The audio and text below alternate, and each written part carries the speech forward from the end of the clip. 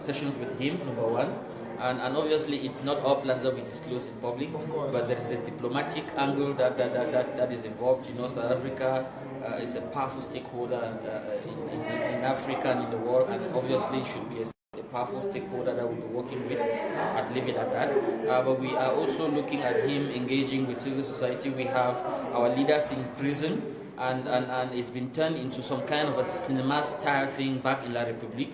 And we want to be engaging with the civil society a lot in order to ensure that the world gets the message, and there's pressure on La République to allow them to go back to their country, because you cannot, as a different state, arrest people from another state and kidnap them to another state.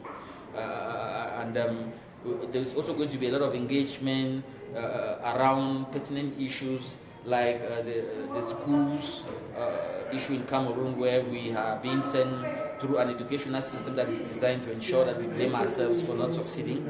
And we'll also be having discussions around such issues, and then meeting also Southern Cameroonians. It's a lot of us who are in exile in South Africa, tens of thousands of us.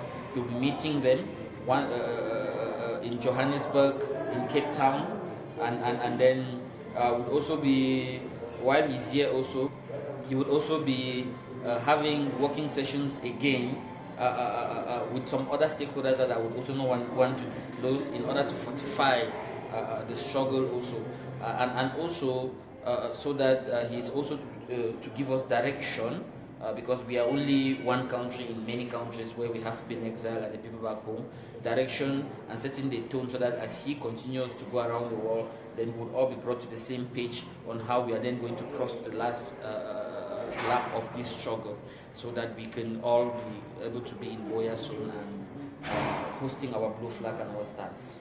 Thank you, Mr. Roland. If there is one message that is coming from home, or one question that is coming from home, is certainty.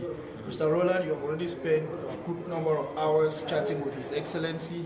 Mr. Roland, are you certain about the future of Southern Cameroonians now as it stands, based on the conversations that you have had, based on the feeling of his State of the Nation's address and the blueprint? Are you certain, and do you want Southern Cameroonians to be certain and stand behind your Excellency? Let me put it this way. I have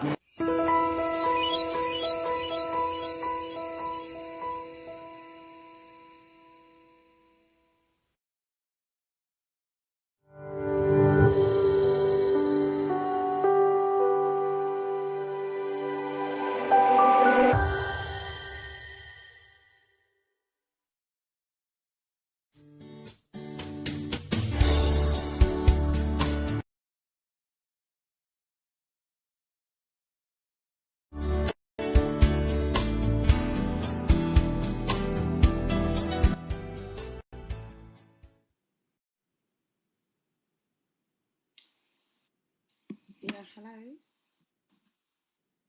Welcome to the new segment of today. This is Gilly Gilly, and today I'm with two guests. I have Milan Atam with me, who is the SG of SCACUF, and I have Chief today with me, who is an independent person come to this show to address some of the rumors that have been going on Facebook. I'll start first by talking about Milan. I'm sure his first appearance since he was chosen by the people to be the Secretary General of SCACUF.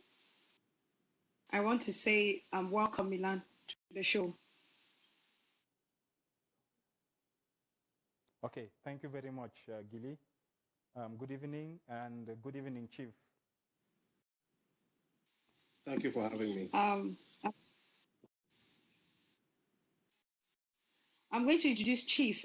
Chief is someone who has come today from the point of, as everyone knows, there's been a lot of controversy in the last week after the issue we spoke about the lawsuit and the diplomatic offensive. For some reason, there's been a lot of backlash and a lot of talking. So today I brought Chief. Chief doesn't know Milan, neither does Chief know me. I was introduced to Chief by someone on Facebook who I contacted, and I wanted Chief to be on the show today. Chief is somebody who doesn't belong to any group. He's neither with SCACUF or any other group.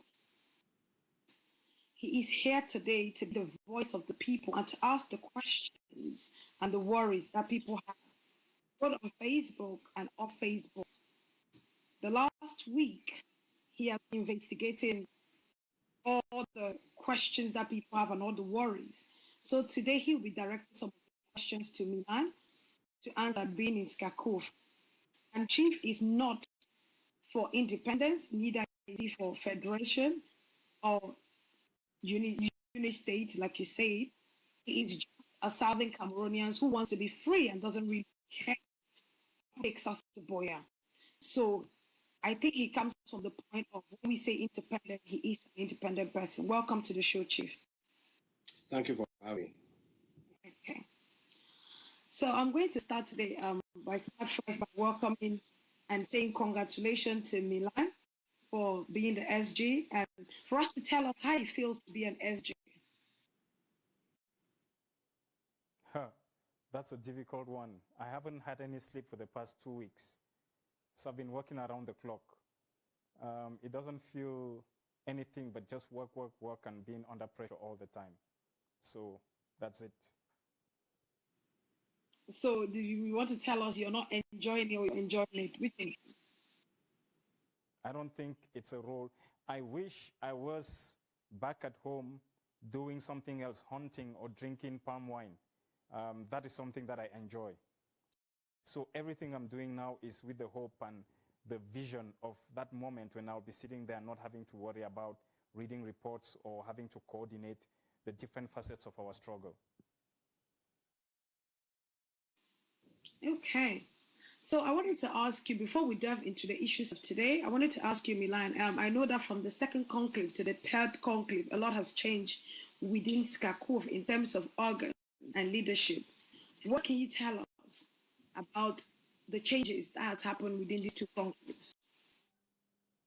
Well, I think the major changes are perhaps the very top end of the leadership, in the sense that what used to be the leadership council has now have to evolve into what is called the governing council. And within that governing council, you have 3 individuals who have been selected to give the political, strategic, and operational leadership of SCACUF and of the struggle. You have the chairperson of the executive council, who is, as you know, Sisiko Ayuktabe. You have Mr. Wilfred Tassang, who is the vice chair, and of course you have myself as the Secretary General. And amongst the 3, well, beyond the 3, you have other members. These are largely members of what was the Leadership Council, who are now members of the Governing Council. It's quite a few people, including the chairman of the SCNC, the chairperson of SCAPO, the chairperson of the Republic of Ambazonia, Professor Anyangwe, Mr. Elias Fangbang, and so on. Now, all of these individuals have always been part of the leadership structure. The only difference is that we now have a structure that has got a lot more, shall I say, a lot more political clout, and most especially, and I think I need to point to this, it has got a leadership that has been given the mandate by the people to go out there and take major decisions, major political and strategic decisions on behalf of the people, including going into contractual agreements with external partners. Apart from that, not much has changed. What we used to call the organs remain the same. The organs have now been they've now transformed into departments, which give them a lot more clout. But the individuals who make up the departments are very much the same individuals who were there before, except for the education department, which has now been introduced. Education being the backbone of this struggle. In a broader sense, not much has changed except for the fact that there's been some shifting and shoving here and there. I need to also point out that we now have an ethics committee, which is made up of some of the most distinguished members of our society, whose role would be to provide the moral conscience of our struggle, especially to the leadership. So that is very much it. And over and above that, there are There is the board of SCACUF, which will be reconstituted, and then there is the board of the SCBC, which will be constituted eventually over the next couple of weeks.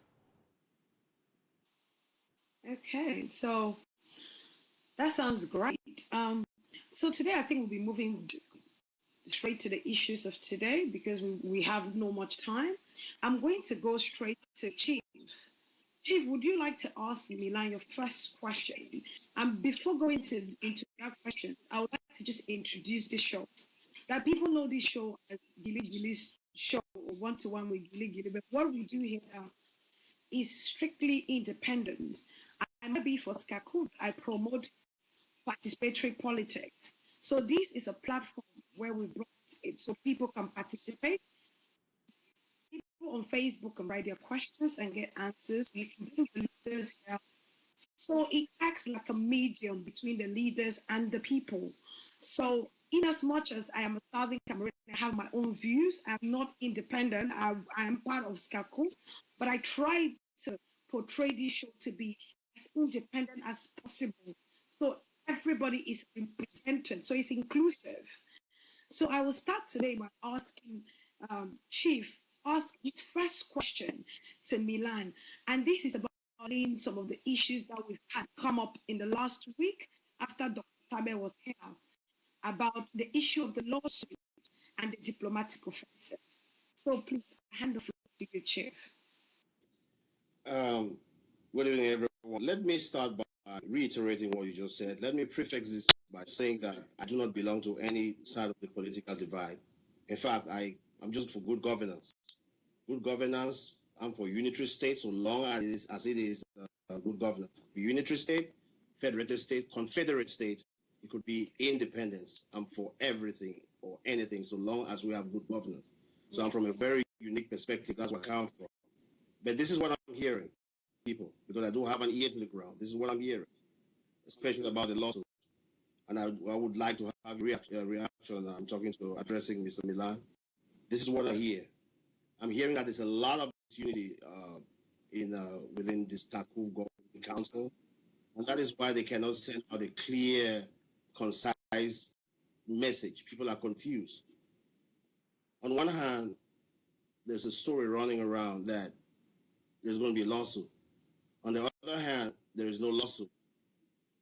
And there's a theory that SCACUF did not come up clean, its own solution. The theory says that because the truth would have come out anyway, that is why SCACUF decided to jump the gun. So what says you?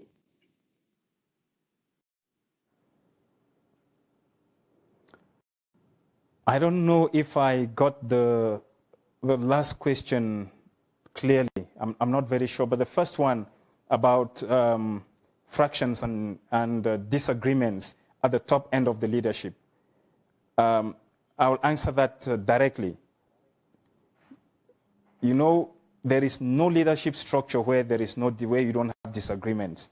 If you have a leadership structure, any kind of structure where you have human beings and people, and they agreed all the time, and they agreed on everything, then you've got to be worried. Then something is wrong. We discuss, we argue, we disagree, and eventually we agree. And that's the whole purpose of having that governance structure, so that people come with different ideas, they come with different points of view. Sometimes these points of view do not necessarily align themselves properly, and there you'll have disagreements. And those disagreements are bound to come up. But how we handle our disagreements and how we take them forward is what makes the difference. It's not the first time we've disagreed. We've been disagreeing for the past since forever, and I'm sure that we will disagree again. But the most important thing is that we continue to look and focus on what this struggle is all about.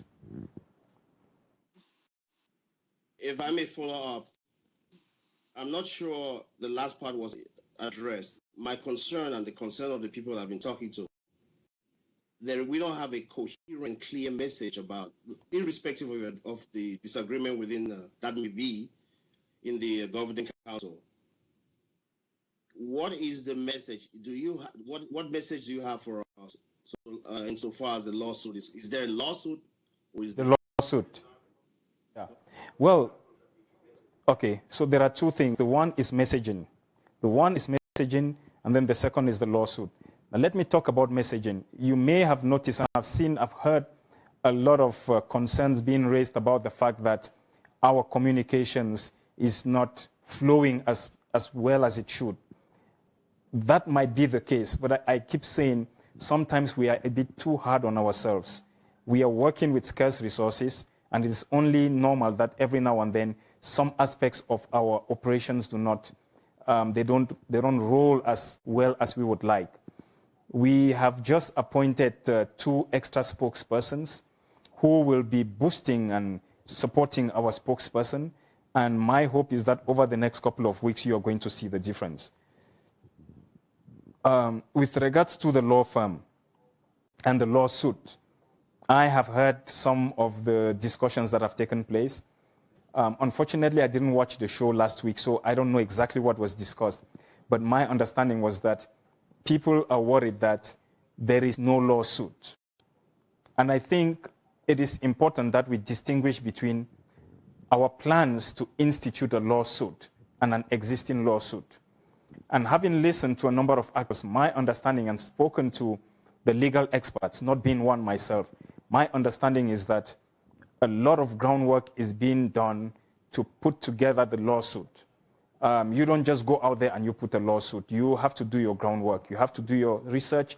You have to talk to your witnesses. You have to contact all the different stakeholders, build a case, and then even for your case to be accepted in a court of law, there is the aspect of acceptability. So there are all these aspects which are being taken into consideration as the lawsuit gets instituted. Yes, the lawsuit is not yet been instituted, but that does not cancel the fact that there is a lawsuit that is going to be launched at some point. That's your question with regards to the lawsuit.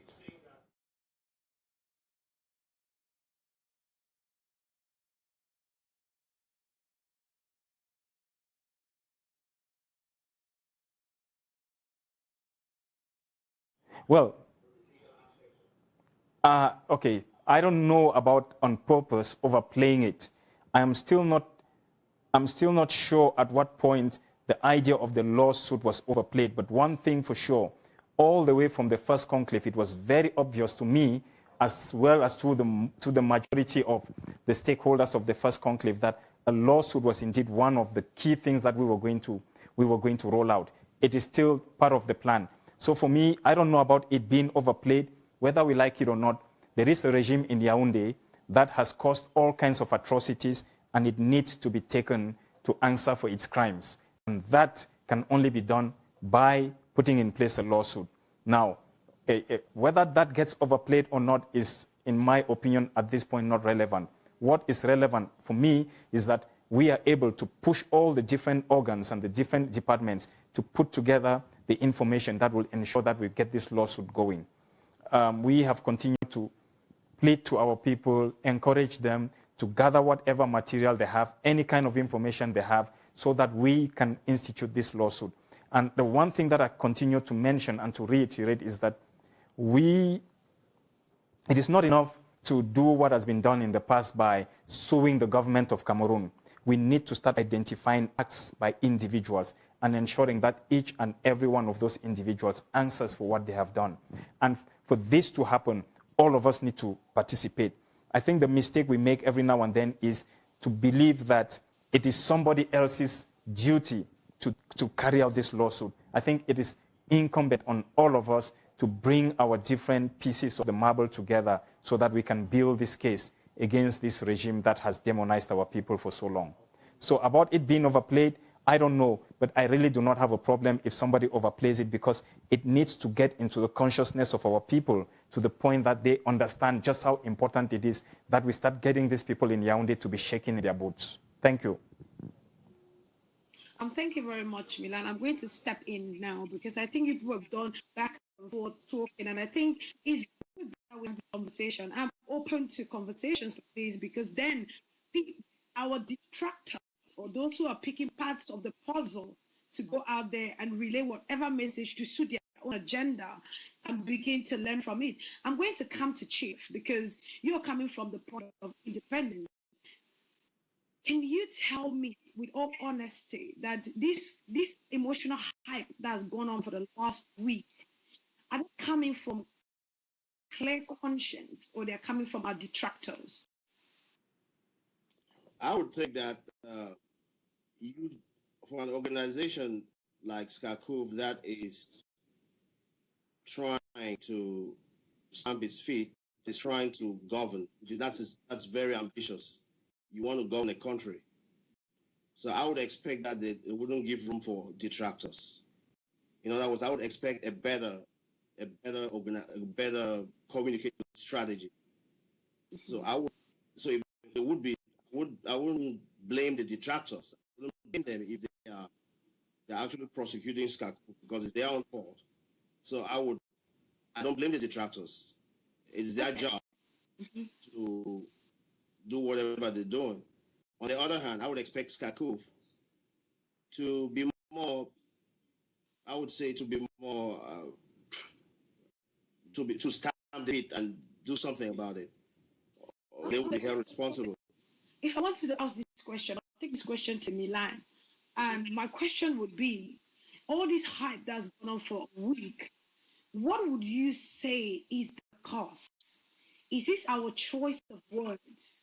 Or is it the timing? What is it that you think is making people excited, in your own opinion? I agree with Chief that detractors have got a role to play, and that is their role. And we let them play their role. There is nothing we can do about that. How we handle this role that they play is what makes the difference. And as far as I'm concerned, I think we just like every other movement, we are bound to make mistakes here and there. Now, back to your question, what is causing all this hype? I cannot remember a time since this struggle began that we didn't have some kind of crisis or another to manage, because there are certain parties whose role it is to ensure that we stay in a perpetual state of crisis. That's normal, and we need to make peace with that. What matters is how we handle this, and I'm sure that as the days go by, we are making progress, we're getting better at it. The one thing that we need to guard against and be careful is the role played from within. We need to ensure that whatever we do, we do not lose track and we do not lose sight of the ultimate goal. My worry remains the fact that sometimes we focus so much on each other that we expend so much energy trying to guard against these detractors very much within our midst, instead of actually focusing on the enemy. It is important, therefore, that the enemy regime in Yaoundé becomes our target and our target only, and its surrogates, of course. Okay. So I think that was a good answer. And to me, if I always want to add my 2 cents, because I'm a Southern Cameroonian, obviously I have a stake in this. I want to be free like every other Southern Cameroonians. I was surprised to see all the hype on Facebook, because I thought Dr. Julius was very clear in elaborating why we choose this route that we are taking. And if I want to recount a bit of what he said, in case people are joining us now that they didn't watch the show like Milan and the rest, he was very clear. And he said, we SCACUF wanted to sue La République. But when at this point where we hadn't signed the retainer, we were still looking for money. Until we signed the retainer, then we were called advice that the lawsuit should rather put backward, not because we didn't want to sue, but we had issues, one, finance. Secondly, our evidence. We needed to make sure that we had evidence were genuine, because we have a lot of videos that we don't know whether some of these videos were real or fake. Because as this thing happened, like public can also be throwing videos here and there to weaken the case. So for us to be able to reach a point where we sue, we should have clear evidence and we have money to sue. And money ended with no should pay their citizens. It is as simple important as everything. So I don't know at what point this important message got lost in it. That all I've been seeing on Facebook is SCACUF lied. He said there was a lawsuit. What is it? I'm coming back to Chief. What is it about the issue of lie, the lawsuit, and diplomatic offensive? What is it? What got lost in it? Where people only picked up the lie part, the lawsuit, and never took on board all the good things said about the diplomatic offensive. On to you, Chief. Like I said previously, I would expect more communication. I would expect nothing less than perfection from any organization that is aspiring to govern. So if it got lost in translation, if the message got lost in translation, it's all on SCACUF. Now, let me read something that I read on social media, and then we're going to try to see who is to blame for this. Because I'm not even sure if this is verifiable. Now, the question is, did SCACUF make any to this effect that the lawsuit that has been filed? This is what I read verbatim. Today, law firm has officially filed a lawsuit at the International Court of Justice. Now, this spread like wildfire. So the question I'm asking Mr. Milan is that, is this statement, are you aware of that statement? Was it made by, do you recognize the author of that statement? Is that author working for you? And how do you exonerate yourself from anybody who goes on social media and makes a statement like that on behalf of the SCACUF, in case it is not true, in case you assume or you claim that it's not true? This is what I read on social media, and it's like wildfire. Today, a law firm has officially filed a lawsuit. I'm not saying that it's SCACUF that did, but it's going to be done. What I'm saying is such statements are going to be made on behalf of SCACUF. So do you recognize the author of that statement? And what are you doing to exonerate yourself from statements like this that might be put on you? Thank you, Chief. Just before I answer your question, you said something about it is important that SCACUF works to becomes perfect, or something to that effect about perfection. It is important to note that we will never be perfect. We will always, this thing is, and we have to continue to try and move with the target and find a way to ensure that we hold things together in our quest to get to Boya. That's the most important thing, nothing else. And in the process of doing that, we are bound to, we will have some of our people who will issue statements which are wrong, or may, like you said, lost in translation, who may issue statements which do not necessarily reflect what they are trying to convey as a message. And I keep saying we shouldn't be too hard on ourselves. Now, back to this statement, I don't know, I can, you asked, do I recognize the author of this statement? I don't know.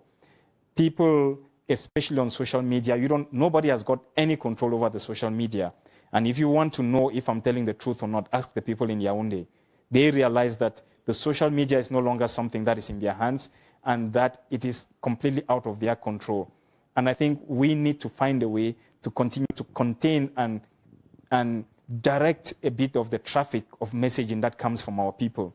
And no doubt, a lot of our people in their zeal and in their passion for the struggle will issue and write statements such as the one you just mentioned on your, you just mentioned now, which you quoted verbatim. But the bottom line is that, as far as I'm concerned, the lawsuit is definitely something that we are very, very keen to pursue, and being privy to some of the information flow and exchange of information between the law firm and our leadership. I can tell you that work is being done in that direction, and it is only a matter of time before we start to see some results. Okay, thank you very much, Milan. I'm going to talk to Chief. Clearly, you come from the background of talking about what people are saying on Facebook. Are you contented with the answers you've got today, or is there more you want to know? Because today we are putting these topics, we are putting this talk about the lawsuit and the diplomatic to rest. So if there's any more questions, please, you have the floor, and let it be the last time we talk about this, because this struggle is greater than the lawsuit right now. as an individual, I understand where he's coming from, where Mr. Bilal is coming from. But I would like him to address a different category of people, because not everybody is going to decipher what he just said. So my suggestion is for him to be more, I would say, more down to earth in his explanations, because he's talking to us. He's talking to us Southern Cameroonians. He's not talking to, I would say, to sophisticated politicians. And my last question to him is, Milan, can you give us a reason why people should? I just want it short and precise.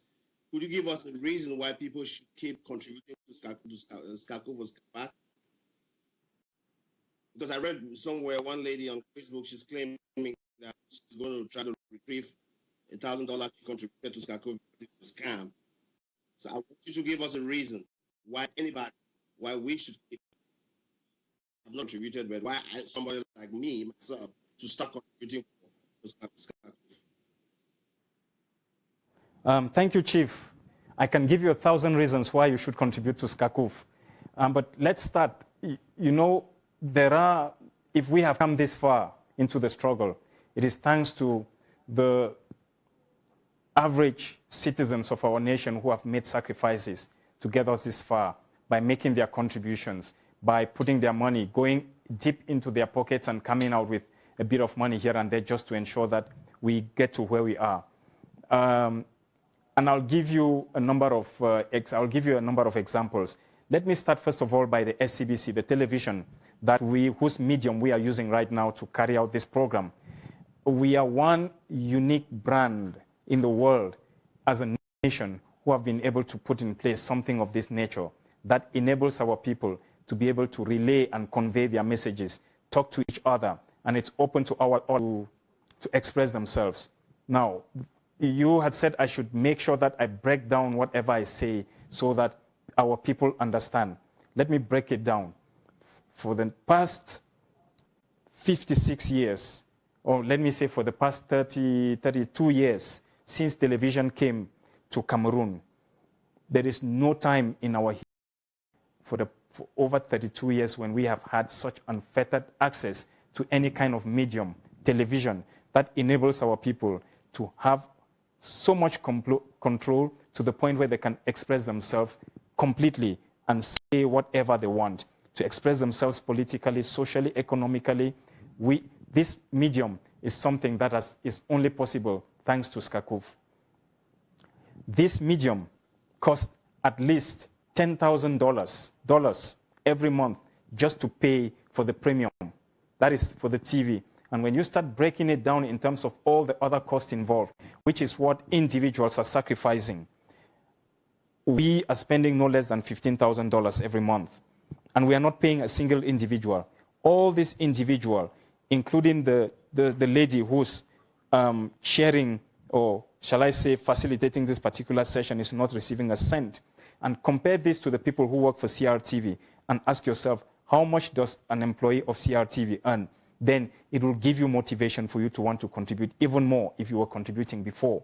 And for the lady who was complaining about the $1,000, it is important that we need to appreciate. And if indeed, I don't know who she is, I would appreciate if you could call her name so I could tell if indeed she's paid $1,000. But if she has, I think there is greater reason for her to contribute more. We, at the moment, we have been supporting a lot of initiatives at home. One of such initiatives is the initiative which is supporting teachers who have been jobless over the past for the past 8 months or so, I think since October last year, so almost a year. These teachers are being supported through contributing their money. To answer your question even more, thanks to the regime, we have our compatriots who are littered all over Nigeria. Many of them in Nigeria with nothing but clothes on their back. To get houses and rent to stay in. And it's not just rental on a month-to-month basis. SCACUF has made sure that them who live in a house are paid for a whole year. That way, their only concern when they were in the morning is to think about where am I going to get some food to eat. But at least 2 or 3 examples I've given very quickly. Contributed, is contributing, contribute to the struggle. And who may be asking, should I be contributing to the should? At the end of this is not to me that the contribution is going to, it is to our people who are destitute, are in need. Let me take advantage of your question, Chief, and also talk about the GAF, which is the Global Ambazonia Freedom Fund, which will be launched in the next couple of days, I think in the next 2 or 3 days. The GAF is this fund which we are launching, which is we're encouraging each and every Southern Cameroonian to step out of their shadows wherever they are and start to put their contribution in this basket, which will enable the governing council to start playing governing council in the true sense. And I'm looking forward to the audio and the video that the chairperson, Sisiko Ayoktabe, will be making to that effect. So thank you. Thank you very much. I think because I know Milan will be running soon because of duty calls, I would like to ask Milan, is there any share in terms of the diplomatic offensive that talked about today? Obviously, we've laid to the issue of the lawsuit.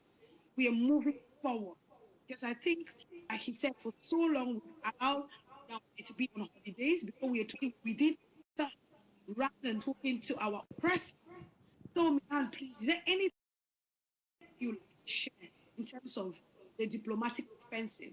Are there any good news? Anything to keep hope going? Well, I think when we talk diplomatic offensive, there is a lot that is happening. And before I answer your question, let me talk to one issue that I talk about every now and then.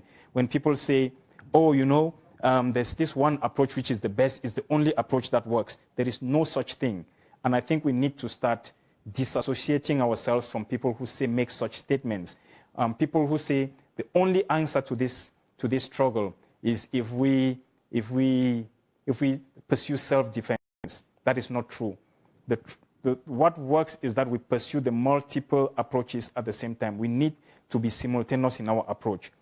And I say simultaneous, when we talk legal, some have said, oh, what's the use of going legal? There is no use. We've already pursued legal, or legal has failed.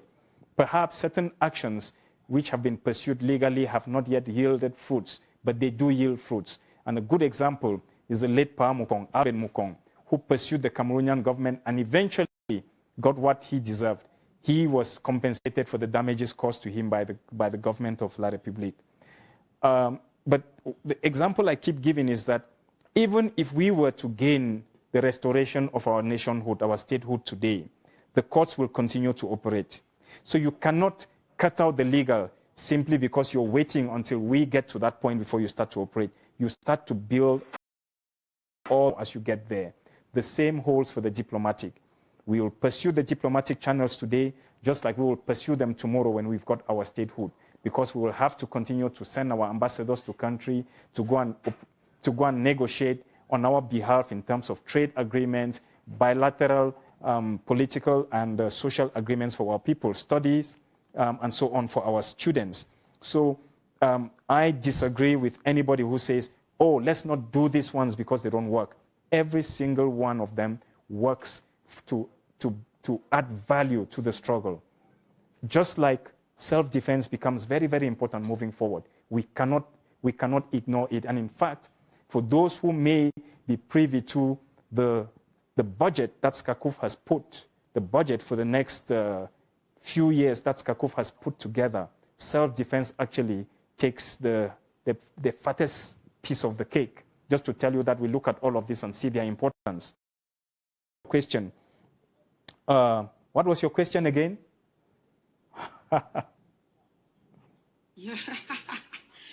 What would you say is happening in terms of the diplomatic offensive since we moved past the issue of laws? It is dead and buried. What are the positives that have been coming on? Is there any good news that's happening in terms of the diplomatic offensive in the last week or a month that could hope going? Let me give you an example. Last night, the chairperson of the governing council His Excellency Sisiko Ayoktabe was the guest of honor to a talk and dine.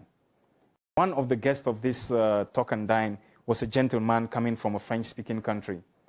And he spoke with such passion on behalf of Southern Cameroons and spoke about how much he was looking forward to the 55th state of the African Union and the work. And this gentleman happens to be the head of a global, not a global, but a continental outfit.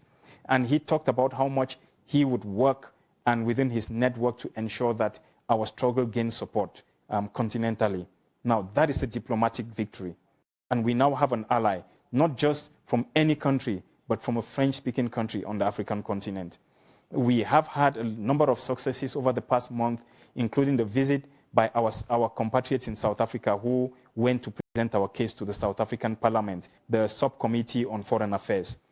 You may know that we've had a series of successes also in terms of African countries which have received our leaders and listened to our case and are now looking into how best they can support our people in their quest for restoration of their statehood. And maybe last but not least, because the photos were out there already, you may be aware that last month I actually had the opportunity to meet with one of the leaders of Finland who sat and interestingly had so much in-depth understanding of our struggle that I was a bit flabbergasted when he started asking really pertinent questions about the struggle, and that are doing their work. In the UK, I know there is a lot that is happening. You know, with the clergy, there is a lot happening. Diplomatically, I think we're doing great.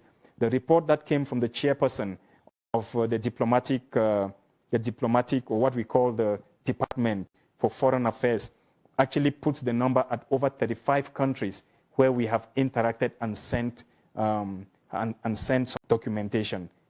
So far we have about 35 countries or more to whom we have sent documentation, and a good number of them are looking at these files that we've sent to them very seriously. Thank you, Milan. So if I wanted to say to you, or based on the speech of the chairman yesterday in South Africa, that he said, when we go to Buea, it's not if we go to Buea. Do you share in his vision of when we go to Buea? Let me take it even further to what the chairman said today. He said, I have already been to Buea and back, and I already envision the Southern Cameroons that we are going to have. And these Southern Cameroons, each and every one of us have got a place. So going to Buea is not a question of if, it is a question of when, and we are pushing it. And it is important also to tell our people that we are aware about the difficulties that the regime finds itself in. And this is only the beginning of the work that we are doing. We are only, about 6 or 7 months in the offensive that we're putting in place. There is more to come.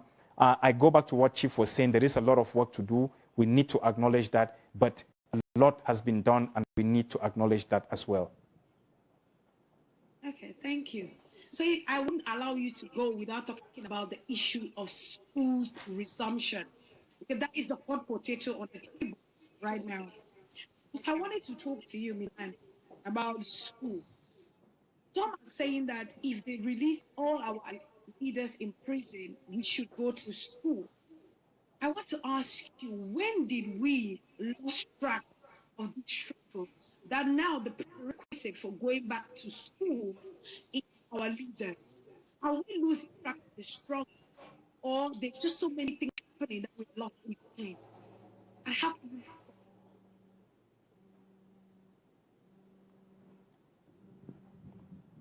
Okay, I lost you there for a bit, and I'm not very sure if I heard your question correctly.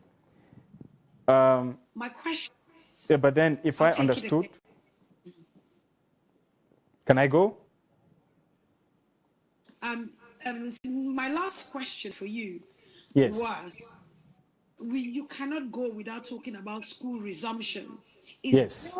It is the prerequisite for school resuming dependent prison, because a lot of people lately are talking about if they release our lead, we will go back to school. Is it that we've lost track of what we are really fighting for, or just so many things has happened happen in a short space of time that Okay, thank you very need much. a response. Let me talk to this a bit. Before our leaders were arrested, students were not going to school. If our leaders were released today, and in fact, if they were released today, and not just the leaders, but every single one of our citizens that has been arrested by the regime, abducted, and put into their different gulags, if they were all of them going to be released this moment, and all of a sudden we found ourselves back to the 16th of January, we would only be back where we were when we were talking nicely to this regime and believing that it was a regime that believes in negotiations out of good faith. Fast forward to today, the only thing that we have achieved with this regime in our quest to have negotiations on the basis of good faith has got arrested. So the release of our leaders today would only be the beginning of some kind of process that will enable us to get to Buea. The one thing that is clear is that whether we like it or not, these gentlemen who have been arrested, abducted by the regime will eventually be freed. They will be released, they're going to go home, and it won't be too long from now. Right now, has run out of arguments as to why they've incarcerated our leaders and our people. So back to your question, the release of the leaders, the release of all our hundreds and hundreds of citizens by the regime will not solve the problem. It hasn't even started to address the problem. Let's not forget that the reason these gentlemen have been arrested is because the regime was so scared of them and was so scared of the force of the argument that the gentlemen were putting on the table. And the only way to ensure that this argument on their part didn't go ahead was to put them in jail. What the regime didn't know was that, in fact, it was creating a tsunami of resistance from our people. Today, what they have is this resistance, and that's what we're going to have to deal with. So back to your question. Going back to school is not incumbent on the release of our leaders. And again, going back to school does not resolve the issues which our leaders, our compatriots raised when they put the issues on the table. What were those issues? It was our people were getting. It was the teachers that were being sent to teach our children. It was the curriculum that was being taught to our children. It was the falsification of our history. It was of laws which were being used by the regime as part of their eradication of our people from the history that deserves to be told by ourselves and by our. Long and short of it is that if you rewind back to 16th of January this year, you would only be dealing with, take us back to where we were when the teachers and the lawyers were putting their demands on the table. So we haven't even started to resolve the issues which has brought us to where we are. I hope that answers the question for those who may be putting forth the argument that the release of our leaders is automatic to return to schools. Thank you very much. And I think before you run, my last and final question is timeline. Everyone wants to know, when do we arrive, Buea? Our people work on timing. They like to look at the clock and think that next week I'll be in Buea. I was to ask you, when do you see yourself working up 17 years, entering Buea? How long? Timing? In months? In years? Please tell us. I think the resolve of our people has shown that it doesn't matter how long it will be. Our people have resolved to see this thing to its logical end. There is a committee that was put together by the governing council to look into the aspect of going to school, of education and going to school.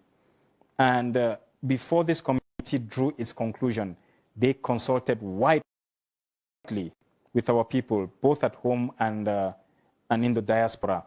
And I had expected that after 1 year almost into school, we would hear the majority of parents say, yeah, we are tired of having our children stay at home and we want them back in school. But I was surprised to see saying, we are determined and ready to leave it out until the very end. We shouldn't forget that the regime has been playing the game of time. In their minds, when they sit and strategize, they're saying and telling themselves, let's not worry.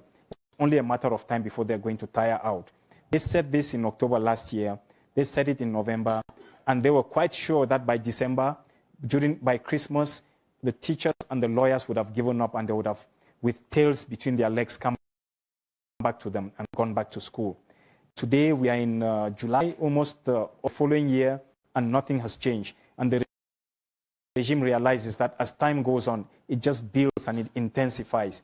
So if you ask me exactly when we will be in Buea, I cannot tell you for sure. But one thing I can tell you is that the pressure is building, the coffers of the regime are getting empty, the regime is under pressure. Our brothers and sisters on the other side of the board of the Mongo are beginning to agitate and they're beginning to ask questions, and it is only a matter of time before it implodes. And we have now turned the game on its head, and we are now playing the time game and waiting for the regime to implode so that we can take over from there. Thank you, Milan, and have a great evening. I'm going to Thank you so much. The table now to Chief. Chief, Milan has answered all the questions about the lawsuit. Are you satisfied? Personally, like I said, I am. I'm pretty much satisfied. But I still, what troubles me is that there is still much more skepticism about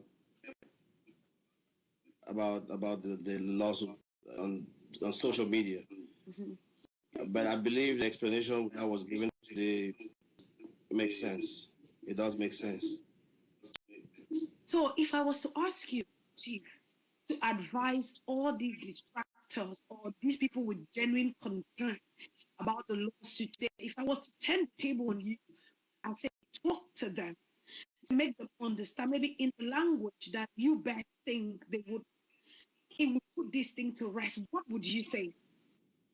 The floor to you. That's a very difficult job.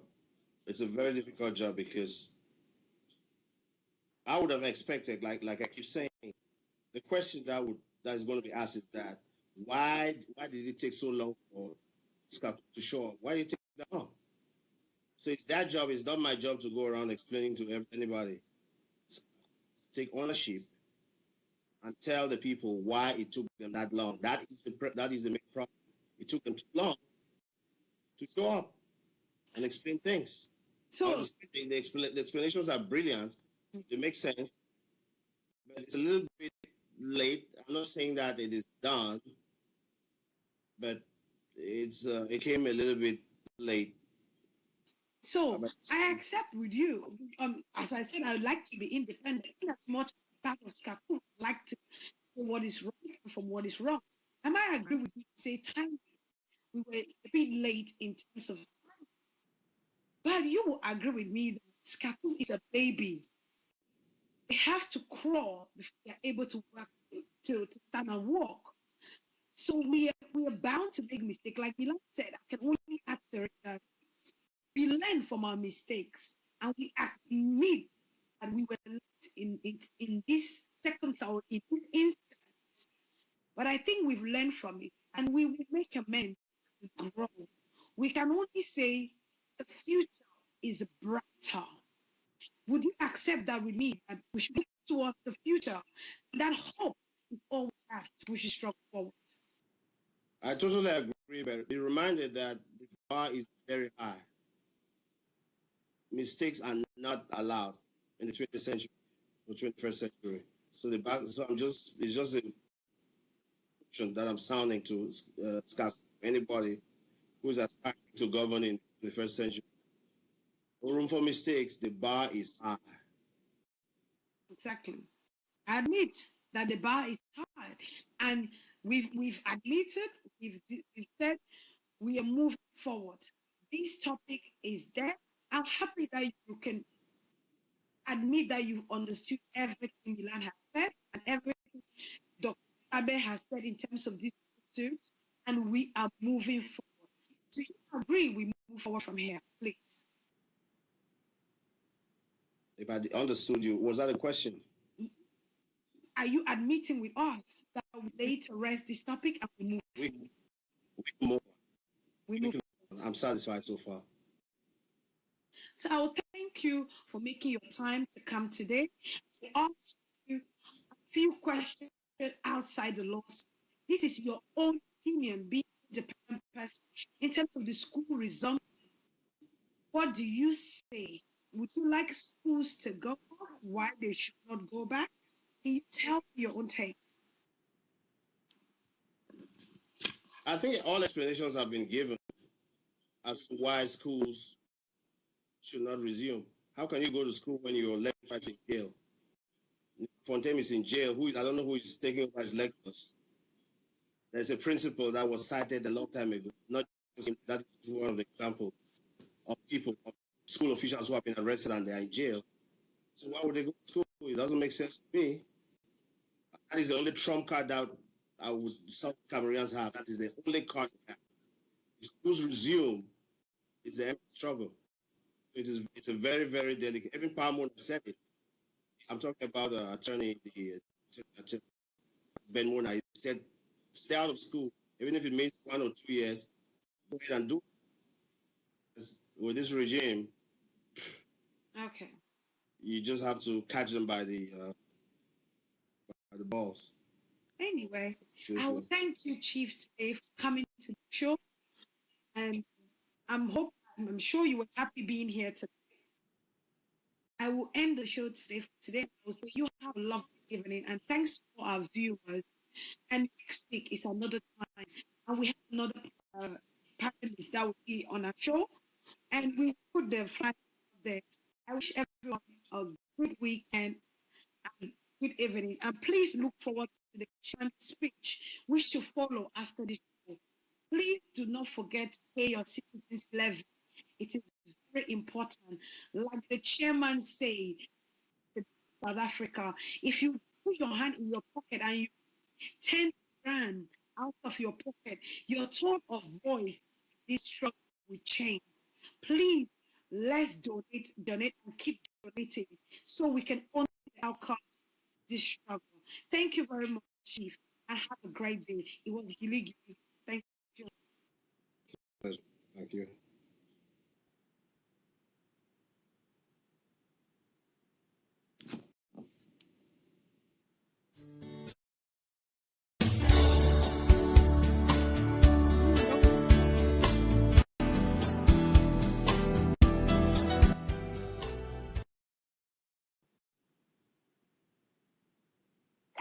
Yes. Oh, no, run. No, I thought the people. Oh, no, run. Well,